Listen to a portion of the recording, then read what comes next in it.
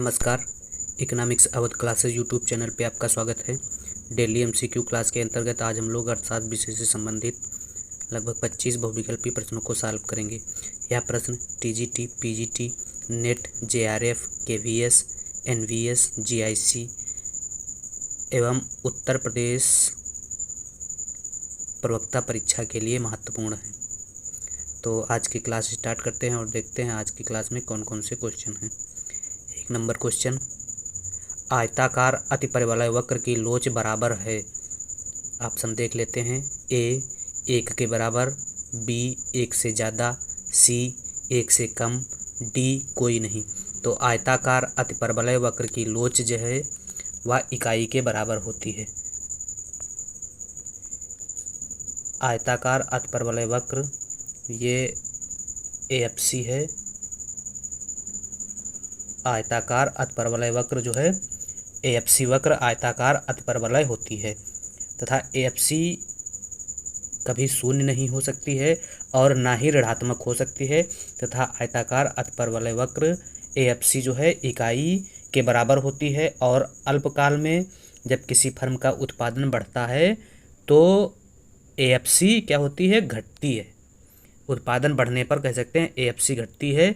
AFC का सूत्र कभी कभी एग्जाम में पूछा जाता है, तो एफसी बराबर टीएफसी अपान क्यू होता है।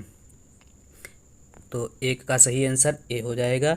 2 नंबर क्वेश्चन, लाभ का नवप्रवर्तन सिद्धांत का प्रतिपादन करने वाले अर्थशास्त्री का नाम है। ए मार्क्स, बी क्लार्क, सी नाइट, डी कोई नहीं। तो लाभ का नवप्रवर्तन सिद्धांत जो है वह शुम्पीटर द्वारा दिया गया था और शुम्पीटर ऑप्शन में है ही नहीं, तो डी हो जाएगा, कोई नहीं। इसके अलावा लाभ का प्रावैगिक सिद्धांत जेबी क्लार्क द्वारा दिया गया। लाभ का नवप्रवर्तन सिद्धांत शुम्पीटर द्वारा दिया गया था और यही पूछा गया है, तो शुम्पीटर ऑप्शन में है ही नहीं। और लाभ का अनिश्चितता वहन सिद्धांत नाइट द्वारा दिया गया था तथा लाभ का मांग एवं पूर्ति का सिद्धांत जेके मेहता द्वारा दिया गया था। जेके मेहता का जो सिद्धांत है वह नाइट के सिद्धांत का संशोधित रूप कहा जाता है। अगला 3 नंबर क्वेश्चन, 2 पूर्ण स्थानापन्न वस्तुओं की आड़ी लोच क्या है। तो 2 पूर्ण स्थानापन्न वस्तुओं की आड़ी लोच, मांग की आड़ी लोच अनंत होती है। अगर स्वतंत्र वस्तुओं के लिए मांग की आड़ी लोच की बात की जाए तो स्वतंत्र वस्तुओं के लिए मांग की आड़ी लोच 0 होती है। पूरक वस्तुओं के लिए मांग की आड़ी लोच ऋणात्मक होती है। स्थानापन्न वस्तु के लिए मांग की आड़ी लोच धनात्मक होती है और पूर्ण स्थानापन्न वस्तु के लिए मांग की आड़ी लोच अनंत होती है। यही क्वेश्चन में पूछा गया कि पूर्ण स्थानापन्न वस्तु की मांग की आड़ी लोच कैसी होती है, अनंत होती है। 3 का सही आंसर सी है। अगला 4 नंबर क्वेश्चन, आभास लगान कब उत्पन्न होता है। तो दीर्घकाल में, अति अल्पकाल में, अल्पकाल में, अति अल्पकाल में। तो आभास लगान अल्पकाल में उत्पन्न होता है। आभास लगान मार्शल द्वारा दिया गया लगान का एक प्रमुख सिद्धांत है जो अल्पकाल में उत्पन्न होता है। मार्शल के अनुसार मशीनों तथा उत्पादन के मनुष्य निर्मित अन्य साज सामान से प्राप्त आय ही आभास लगान कहलाती है। मतलब आभास लगान मनुष्य द्वारा निर्मित वस्तुओं और मशीनों द्वारा निर्मित वस्तुओं तथा अन्य साजो सामान से जो आय प्राप्त होती है उसी को लगान, आभास लगान कहा जाता है। आभास लगान बराबर होता है कुल व्यय माइनस मुख्य लागतें, या कह सकते हैं प्रति इकाई। आभास लगान बराबर होता है कीमत माइनस औसत परिवर्तनशील लागत, तथा कह सकते हैं कुल आभास लगान बराबर होता है कुल आय माइनस कुल परिवर्तनशील लागत। ये सूत्र पूछा जाता है। आभास लगान बराबर क्या होता है, तो कुल आय माइनस कुल परिवर्तनशील लागत आभास लगान को व्यक्त करती है। तो आभास लगान कब प्राप्त होता है, अल्पकाल में प्राप्त होता है। 4 सी सही। अगला 5 नंबर क्वेश्चन, जब एसी गिरती है तो एमसी गिरती है, स्थिर रहती है, बढ़ती है, कोई नहीं। तो जब एसी गिरती है तो एमसी भी गिरती है। ए सही हो जाएगा। एसी और एमसी में संबंध देख लेते हैं। ये आरेख की सहायता से एसी और एमसी में संबंध देखा जा सकता है। क्या क्या संबंध हैं एसी और एमसी में? आरेख से स्पष्ट है। जब सीमांत लागत क्या हो रही है? सीमांत लागत औसत लागत से कम है, तब औसत लागत घटती हुई होती है। जब सीमांत लागत क्या है? औसत लागत से कम है, तो औसत लागत क्या है? घटती हुई होती है। या कह सकते हैं जब एमसी वक्र एसी वक्र से नीचे होता है तब क्या होती है? जब एमसी वक्र एसी वक्र से नीचे होता है तब एसी क्या होती है? घटती हुई होती है। इसके अलावा जब सीमांत लागत औसत लागत के बराबर होती है तब औसत लागत स्थिर होती है। या कह सकते हैं एसी वक्र न्यूनतम बिंदु पर होता है जब, तो एमसी वक्र एसी वक्र को न्यूनतम बिंदु को नीचे से काटता है। एमसी वक्र एसी वक्र को ये एमसी है, एमसी वक्र एसी को नीचे से काट रहा है। तथा तीसरा जो संबंध है, जब एमसी क्या हो रही है? एमसी एसी से अधिक है, एमसी एसी से अधिक होती है। या कह सकते हैं एमसी वक्र एसी वक्र के ऊपर चला जाता है तब औसत लागत क्या होती है? बढ़ना स्टार्ट करती है। तब ये क्या हो रहा है? औसत लागत बढ़ रही है। तो यह तीन संबंध एसी और एमसी में है और एग्जाम में यहाँ से संबंध पूछा जाता है। तो जब एसी गिरती है तब एमसी क्या होती है? एमसी भी गिर रही है। कैसे स्पष्ट है? तो एमसी और एसी, जब एसी क्या हो रही है? गिर रही है ये एसी, तब एमसी भी गिर रही है। अगला 6 नंबर क्वेश्चन, हरित क्रांति की शुरुआत हुई थी। तो हरित क्रांति की शुरुआत 1966 में हुई थी और अंतर्राष्ट्रीय स्तर पर हरित क्रांति के जनक डॉक्टर नॉर्मन डी बोरलॉग को माना जाता है, जो अमेरिका से हरित क्रांति के जनक हैं। और भारत में हरित क्रांति के जनक डॉक्टर एम.एस. स्वामीनाथन को माना जाता है। हरित क्रांति कृषि फसलों के उत्पादन के संबंध में मुख्य रूप से धान, मक्का और मोटे अनाज के उत्पादन में वृद्धि के संबंध में लाई गई थी। अगला जो क्वेश्चन है 7 नंबर, मुद्रा वह है जो मुद्रा का कार्य करे, कथन है। तो मुद्रा वह है जो मुद्रा का कार्य करे या कथन वाकर का है। इसके अलावा मुद्रा के संबंध में रॉबर्टसन का क्या विचार है? तो रॉबर्टसन मुद्रा के रूप में बताते हैं कि मुद्रा वह वस्तु है जो वस्तुओं के लिए भुगतान या अन्य प्रकार के व्यापारिक दायित्वों के निष्पादन में निसंकोच स्वीकार की जाती है। तो उसे क्या कहेंगे? मुद्रा कहेंगे। तथा सेलिगमैन मानते हैं मुद्रा वह वस्तु है जिसमें सर्वग्राह्यता हो। तथा हैंसन बताते हैं मुद्रा वही हो सकती है जो सर्व स्वीकार्य हो। और नैप कहते हैं कोई भी वस्तु जो राज्य द्वारा मुद्रा घोषित कर दी जाती है मुद्रा कहलाती है। तो इस प्रकार से यह मुद्रा के संबंध में कुछ अर्थशास्त्रियों के विचार थे। तथा अगला क्वेश्चन है, आभास लगान की अवधारणा दी केन्स ने, रिकार्डो ने, मार्शल ने, एडम स्मिथ ने। तो आभास लगान की अवधारणा मार्शल द्वारा दी गई थी। 8 का सही आंसर सी है। 9 अधिकतम बिक्री सिद्धांत के प्रतिपादक रहे हैं कॉल्डार, बामल, हिक्स, हॉल एवं हिच। तो बामल अधिकतम बिक्री सिद्धांत के प्रतिपादक अर्थशास्त्री हैं। बामल बी ऑप्शन में है, बी सही है। अगला 10 नंबर क्वेश्चन, विकुंचित मांग वक्र परिकल्पना के प्रतिपादक कौन हैं? तो चैम्बरलिन, कोर्नो, स्वीजी, एजवर्थ। तो स्वीजी विकुंचित मांग वक्र परिकल्पना के प्रतिपादक हैं। स्वीजी सी ऑप्शन में है। 10 का सही आंसर सी है। अगला 11 नंबर क्वेश्चन, निम्न में से कौन एक यू आकार का नहीं होता है? तो AFC average fixed cost U आकार का नहीं होता है। यह AFC आयताकार अतिपरवलय होता है। बाकी AC और MC यू आकार के होते हैं। अगला 12 नंबर क्वेश्चन, प्रतिस्थापन लोच की अवधारणा प्रस्तुत की थी मार्शल, कीन्स, सुल्ज, हिक्स।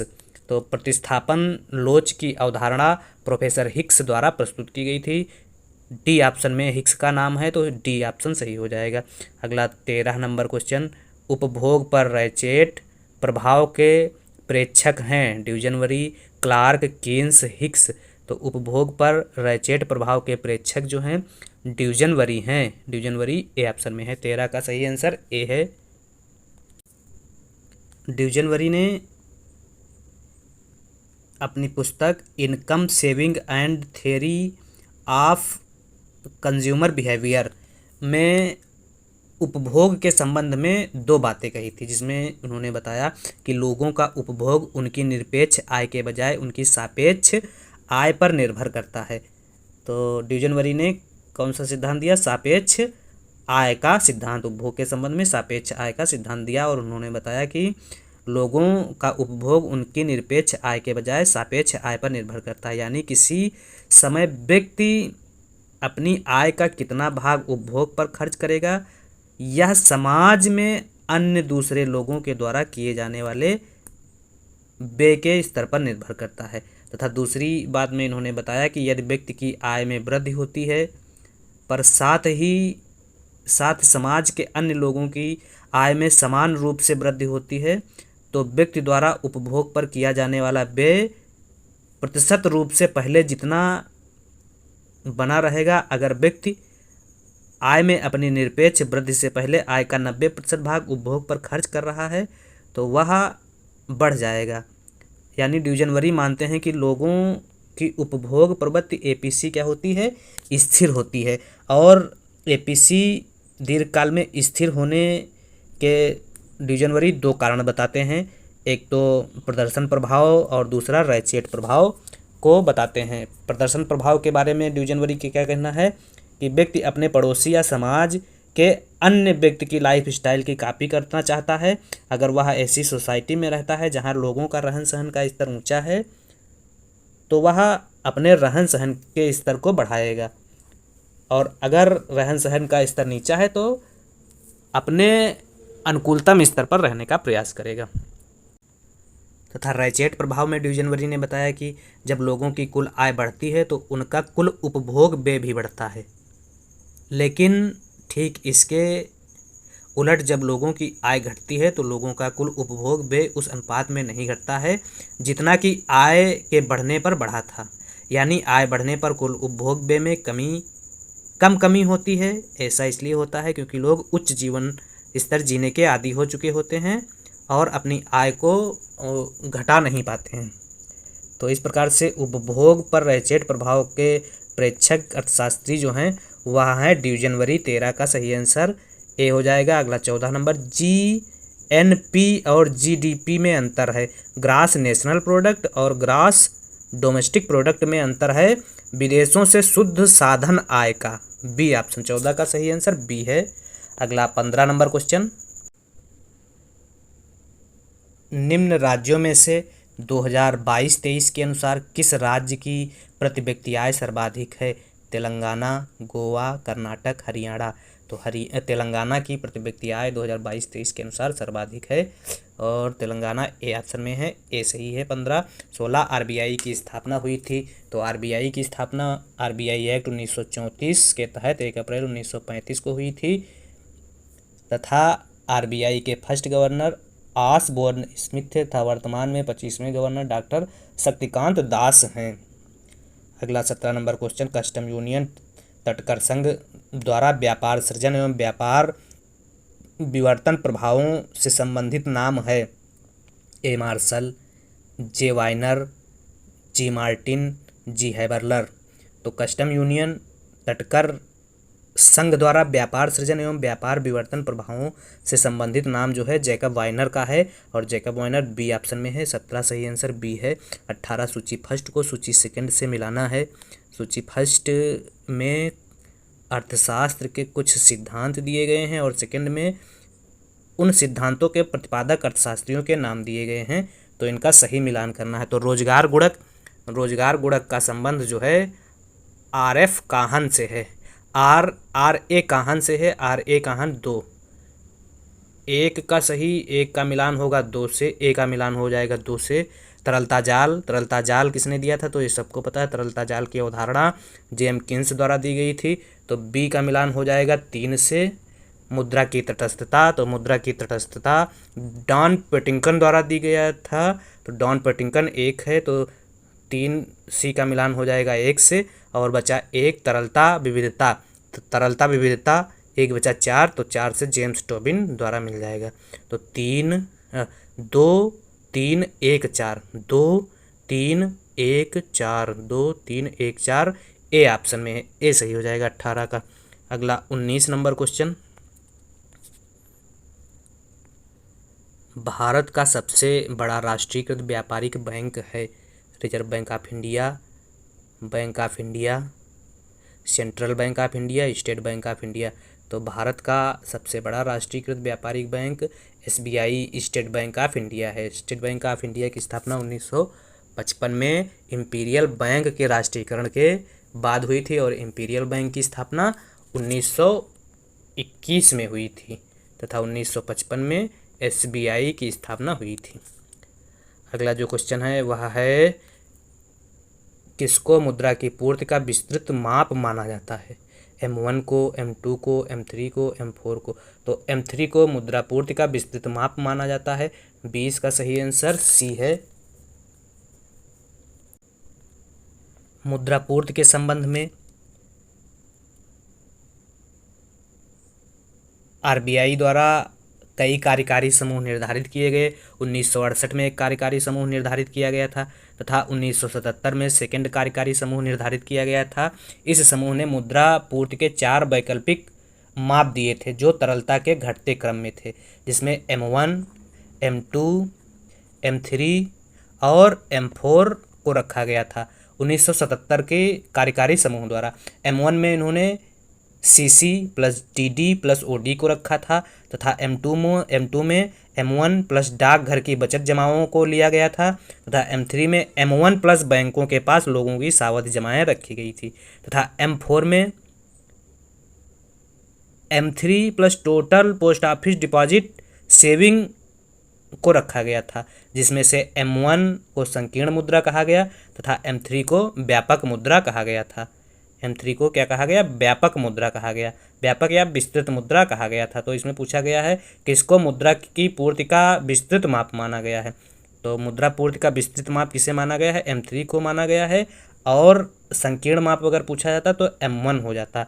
इसी प्रकार से थर्ड या तीसरा जो कार्यकारी समूह बनाया गया मुद्रा पूर्ति के संबंध में 1998 में YB रेड्डी की अनुशंसा पर, इन्होंने मुद्रा पूर्ति के 4 नए मौद्रिक तथा 4 नए मौद्रिक और 3 तरलता समग्र माप को अपनाया, जिसमें जो 4 मौद्रिक माप थे उन्होंने M1 से चालू किया था 1977 के कार्यकारी समूह ने, और 1998 कार्यकारी समूह ने M1 के स्थान पर M0, M1, M2 और M3 को लिया था, जिसमें M1 में CC सर्कुलेशन इन करेंसी, चलन में मुद्रा कह सकते हैं, प्लस RBI के पास बैंकरों की जमाएं तथा RBI के पास अन्य जमाएं जिसमें विदेशी शुद्ध भंडार मुद्रा शामिल किया गया था, M1 में शामिल किया गया था M0 में था। M1 में CC plus DD plus OD, CC circulation currency, demand deposit और अदर डिपॉजिट को M1 में रखा गया था M2 में M1 प्लस 1 वर्ष की परिपक्वता वाले निवासियों की अल्पकालीन सावधि जमाओं को रखा गया था M3 में M2 प्लस निवासियों की दीर्घकालीन जमा प्लस वित्तीय संस्थाएं या गैर बैंकिंग स्रोतों से याचना या आवधिक वित्तीय काल उधार लिए गए थे। तो M3 क्या है? व्यापक मुद्रा के रूप में परिभाषित की गई थी, और M1 जो है संकीर्ण मुद्रा के रूप में परिभाषित की गई थी तथा M0 को आरक्षित मुद्रा या आधार मुद्रा के रूप में परिभाषित किया गया था। इसी प्रकार से मनी मुद्रा गुणक की अगर बात की जाए तो मुद्रा गुणक का सूत्र भी पूछा जाता है, तो M3/M0 को मुद्रा गुणक कहा जाता है तथा मौद्रिक गहनता का भी सूत्र पूछा जाता है, तो मौद्रिक गहनता M3/GDP को मौद्रिक गहनता कहा जाता है तथा मौद्रीकरण M1/GDP को मौद्रीकरण कहा जाता है। ये मौद्रीकरण हो जाएगा, ये मौद्रिक गहनता हो जाएगी। तो यह मुद्रा पूर्ति के संबंध में कुछ विचारधाराएं थी। अगला जो क्वेश्चन है वह है 21 नंबर क्वेश्चन, कोई देश अपनी मुद्रा का अवमूल्यन करता है तो इसका प्रभाव यह होता है कि ऑप्शन देख लेते हैं। ए, आयात सस्ते हो जाते हैं और निर्यात महंगे हो जाते हैं। नहीं, आयात महंगे और निर्यात सस्ते हो जाते हैं। आयात महंगे हो जाते हैं जिससे क्या होता है,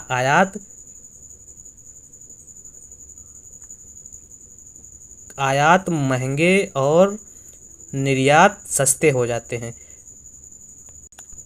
जब आयात महंगे हो जाते हैं तो आयात में क्या होती है, कमी होती है, और जब निर्यात सस्ते हो जाते हैं तो निर्यात में क्या होती है, वृद्धि हो जाती है।